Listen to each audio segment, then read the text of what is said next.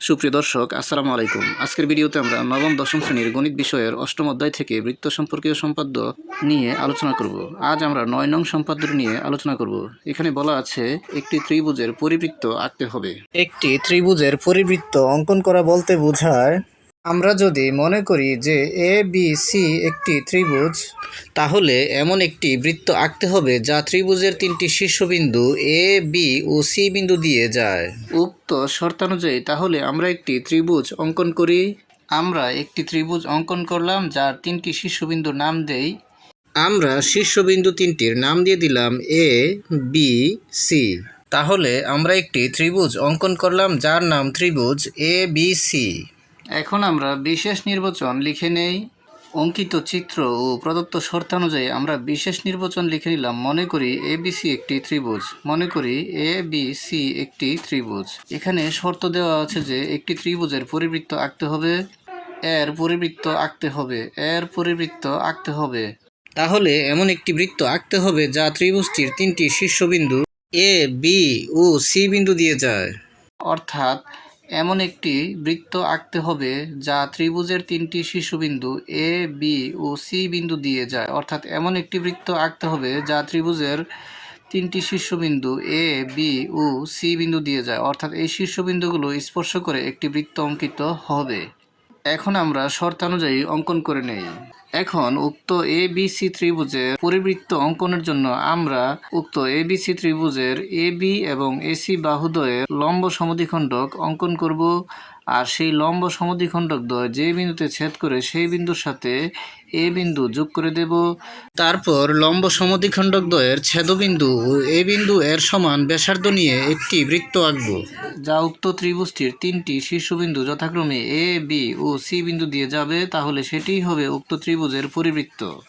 এখন A B C ত্রিভুজের A B বাহুর লম্ব সমদ্বিখণ্ডক অঙ্কনের জন্য এ বি বাহুর এ বিন্দুতে বসিয়ে এ বি এর সমান অথবা এ বি এর অর্ধেকের চাইতে বেশি ব্যাসার্ধ নিয়ে একবার বাম পাশে একটি বৃত্তচাপ, আবার ডান পাশে একটি বৃত্তচাপ। একই মাপ রেখে আমরা এই বিন্দুতে বসিয়ে একবার বাম পাশে একটি বৃত্তচাপ, আবার ডান পাশে একটি বৃত্তচাপ। বৃত্তচাপ দ্বয় যে বিন্দুতে ছেদ করে সেই বিন্দু বরাবর স্কেল ধরে আমরা যোগ করে দেই।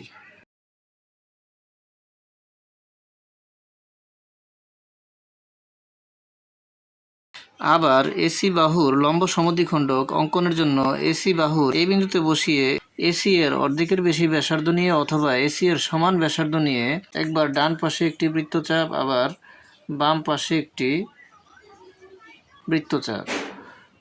আবারও সি বিন্দুতে বসিয়ে একই মাপ রেখে একবার ডান পাশে একটি বৃত্তচাপ এবং বাম পাশে একটি বৃত্তচাপ।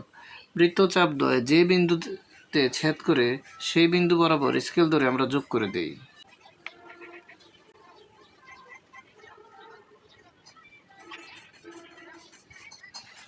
এখন উক্ত লম্ব সমদ্বিখণ্ডক দ্বয় যে বিন্দুতে ছেদ করে সেই বিন্দুর নাম দেই উ।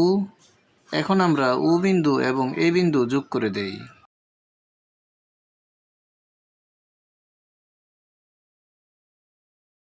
এখন উ বিন্দুকে কেন্দ্র করে উ এ এর সমান ব্যাসার্ধ নিয়ে একটি বৃত্ত অঙ্কন করলেই উক্ত বৃত্তটি উক্ত এ বি সি ত্রিভুজের 3টি শীর্ষবিন্দু এ বিন্দু, বি বিন্দু এবং সি বিন্দু দিয়ে যাবে। তাহলে এটি হবে উক্ত এ বি সি ত্রিভুজের পরিবৃত্ত।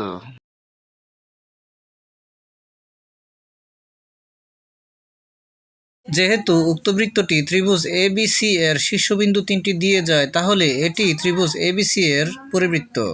এখন আমরা যে প্রক্রিয়ায় অঙ্কন করেছি সেটি অঙ্কনের বর্ণনায় লিখে দিব। অঙ্কনে আমরা লিখে দিব এ বি ও এসি বাহুর লম্ব সমদ্বিখণ্ডক যথাক্রমে ই এম ও এফ এন রেখাংশ আঁকি।